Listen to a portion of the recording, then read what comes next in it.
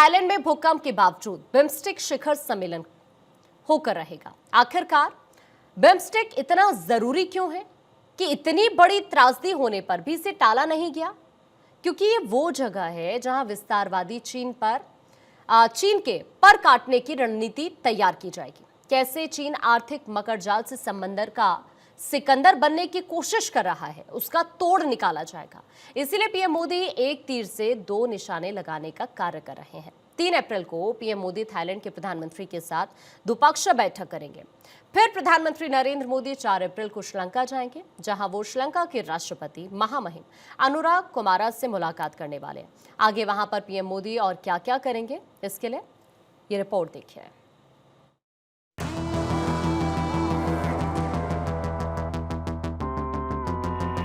BIMSTEC में दिखेगा मोदी का दम।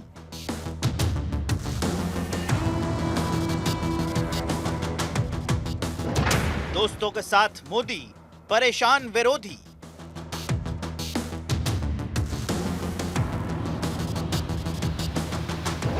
दक्षिण पूर्व एशिया में बढ़ेगा दबदबा।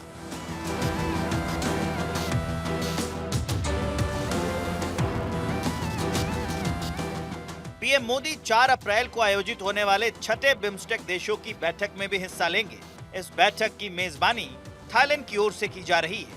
थाईलैंड की प्रधानमंत्री पोएटोंगटार्न शिनावात्रा ने पीएम मोदी को इस बैठक में भाग लेने के लिए आमंत्रित किया है। पीएम मोदी की थाईलैंड में ये तीसरी यात्रा होगी।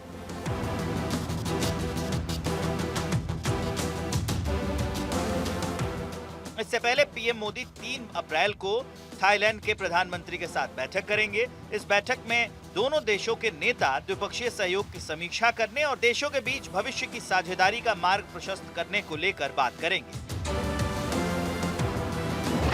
भारत और थाईलैंड समुद्र के जरिए सीमा साझा करते हैं और दोनों देशों के बीच सांस्कृतिक, भाषाई और धार्मिक संबंध है। भारत और थाईलैंड के बीच रक्षा और समुद्री सुरक्षा को लेकर सहमति रही है। दोनों देशों का जोर आर्थिक और वाणिज्यिक क्षेत्रों में मिलकर काम करने का रहा है। भारत और थाईलैंड के बीच व्यापारिक सहयोग काफी बेहतर रहा है। थाईलैंड भारत का 5वां सबसे बड़ा व्यापार करने वाला देश है। ऐसे में भारत के लिहाज से ये एक अहम देश है। इसके बाद पीएम मोदी 4 से 6 अप्रैल 2025 तक राजकीय यात्रा पर श्रीलंका जाएंगे। श्रीलंका के राष्ट्रपति अनुरा कुमारा दिसानायका ने पीएम मोदी को इस यात्रा का निमंत्रण दिया है। इस यात्रा के दौरान प्रधानमंत्री मोदी श्रीलंका के राष्ट्रपति के साथ विभिन्न मुद्दों पर चर्चा करेंगे। इसके बाद ही पीएम मोदी अनुराधापुरा भी जाएंगे, जहां वो भारत की तरफ से दी गई पैसों की मदद से शुरू हुए डेवलपमेंट प्रोजेक्ट्स का उद्घाटन करेंगे।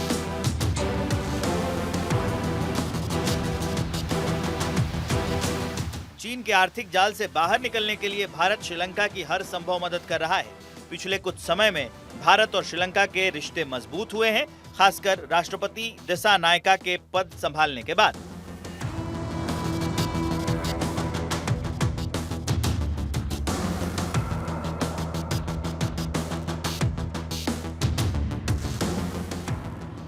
श्रीलंका के राष्ट्रपति दिसानायका ने पदभार ग्रहण करने के बाद अपनी पहली विदेश यात्रा के रूप में भारत का राजकीय दौरा किया था।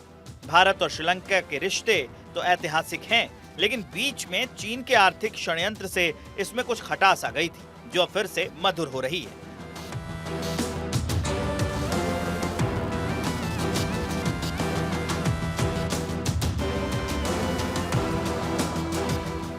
दरअसल चीन बहुत चालाक है।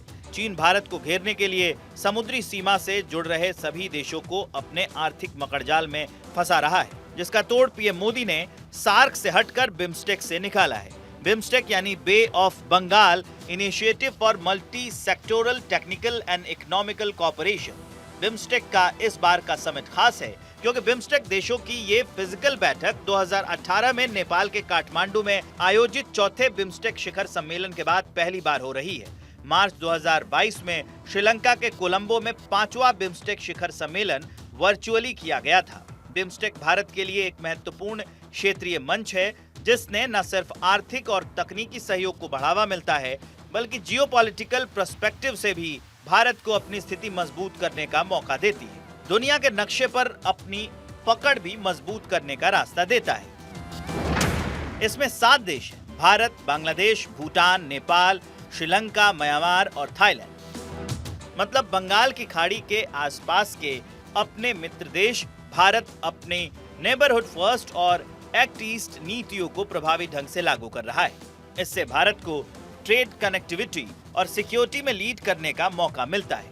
ये संगठन दक्षिण पूर्व एशिया में भारत के व्यापारिक और क्षेत्रीय हितों को बढ़ावा देता है। पीएम मोदी ने बिम्स्टेक को सार्क के विकल्प के रूप में मजबूत करने पर जोर दिया है। खासकर पाकिस्तान के आतंकवाद को बढ़ावा देने के कारण भारत ने सार्क की जगह पर क्षेत्रीय मंच बिम्स्टेक को तरजीह देनी शुरू कर दी है। और सबसे बड़ी बात, इसके जरिए भारत चीन को काउंटर करने की तैयारी कर रहा है। चीन अपनी बेल्ट एंड रोड यानी BRI स्कीम से सबको कर्ज में फंसाकर दबदबा बनाना चाहता है, लेकिन भारत बिम्स्टेक के साथ कनेक्टिविटी प्रोजेक्ट्स और अपने मित्र देशों को साथ लेकर उसकी इस चाल को रोक रहा है। और इसके साथ ही भारत अपनी और मित्र देशों की रक्षा मजबूत करने, व्यापार और निवेश को आसान बनाने, सड़क, समुद्री और ऑनलाइन संपर्क बढ़ाने के लिए ये मंच बड़ा उपयोगी साबित हो रहा है। म्यांमार, थाईलैंड जैसे देशों में चीन का असर कम करने के लिए बिम्स्टेक भारत के लिए एक शानदार हथियार बन गया है। चीन को घेरने की योजना में ये मंच एक महत्वपूर्ण कड़ी बन गया है। छठे बिम्स्टेक शिखर सम्मेलन में अलग अलग देशों के नेता सहयोग को और मजबूत करने के लिए बातचीत करेंगे। पीएम की यात्रा के दौरान थाईलैंड और श्रीलंका के साथ कई द्विपक्षीय मुद्दों पर चर्चा होगी।